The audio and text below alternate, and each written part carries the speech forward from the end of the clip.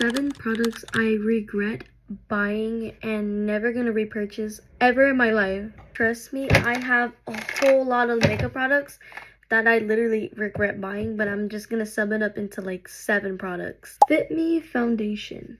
As I'm talking about this foundation that I used literally throughout high school, I use this product like every single day, every time I needed to do a good makeup routine. This foundation just never quit on me. It always did the job so perfectly.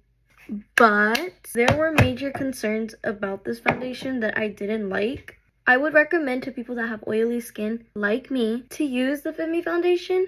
Whenever I do use the product, it tends to stain on my clothes, and just like I just have so many like problems with it. Maybe it's just the way how I used it, or no idea, but it just tends to like really leave a lot of stains on my clothes. I want to add on to the Fit Me foundation, it doesn't really have good coverage, and sometimes whenever I do put it on, it really gives like this weird texture on my face, and that's why I don't like it. And the reason why I had to switch to a different foundation was because it needed to have a better texture. With this new product that I use now, you can literally tell that my foundation somewhat covers parts of like stuff on my face, like my acne and stuff. Like it tends to just cover it up a bit. But with the Fit Me foundation, it just never tends to just cover up a lot, and the texture was just so weird, and I needed to change it ASAP. So that's why I switched on to this product, because this product just like changes everything. I mean, look at it, and I have the pictures to prove that the Fit Me foundation was just not it for me. The next product is the Rimmel London Multitasker Concealer. Now this concealer I had many problems with because it had no good coverage. Most of the time it made my makeup look like utter shit. Because of the concealer, I really needed to change up this concealer like really bad, because I feel like it wasn't doing really good on my face. So at some point I needed to do my research and to find a good concealer, and of course it landed on the e.l.f. concealer. Now I could recommend the Multitasker concealer to anybody with oily skin like me. If you want to buy it yourself, I could just recommend it to you, but I just kind of I don't think I would ever repurchase this product ever. That's why I regret buying this. The next product is the Wet n Wild Big Papa mascara. So I actually bought this mascara at my local Ross. I actually thought that this mascara would actually work. Or was I wrong? Never again am I ever gonna buy a product anywhere from a Ross or Burlington, because sometimes you may not know whether they work or not. And most of the times I had really bad problems with this mascara. Mascara just didn't seem to work, or maybe the way how I apply it. I didn't seem to like the bristles the first time I opened it. I would probably not buy something like that again.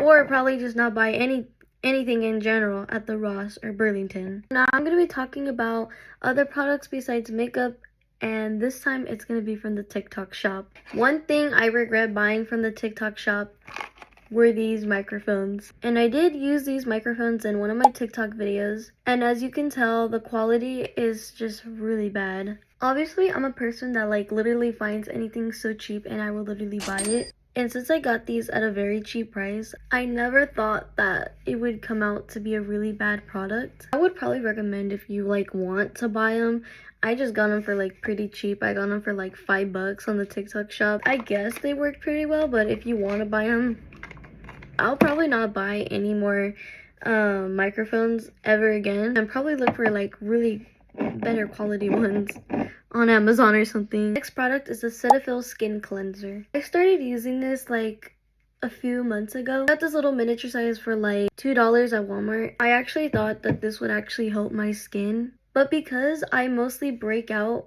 into really bad acne, I had to stop using the product because it was just like really bad on my skin. This is mostly a moisturizer for people who like have really dry skin. I didn't think about how like it will affect my skin, because like I said, I have very oily skin, so probably recommend it to somebody who has really dry skin. Uses facial cleansers, but I would probably not repurchase that ever again. So then I switched to CeraVe because this is like a better facial cleanser for me, and it is good for oily skin people like me. My next biggest purchase I made and I regret buying was this Victoria's Secret perfume. So this perfume I bought like I think years ago, and this bottle is like pretty old. The reason I bought it was obviously because of the smell, and if you can literally tell, I only use a little bit of it, and that's how you know I stopped using it. And that's literally one thing that I regret. If you're someone that likes Victoria's Secret, personally me, I'm not really into Victoria's Secret, but when it comes to the perfumes,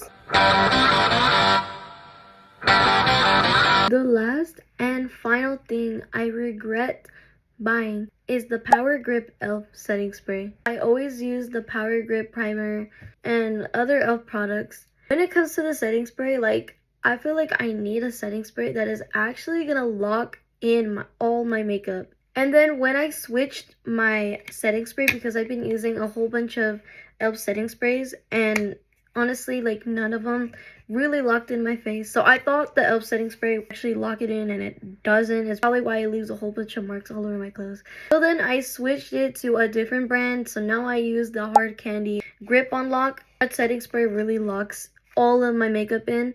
If like a person like me that likes e.l.f.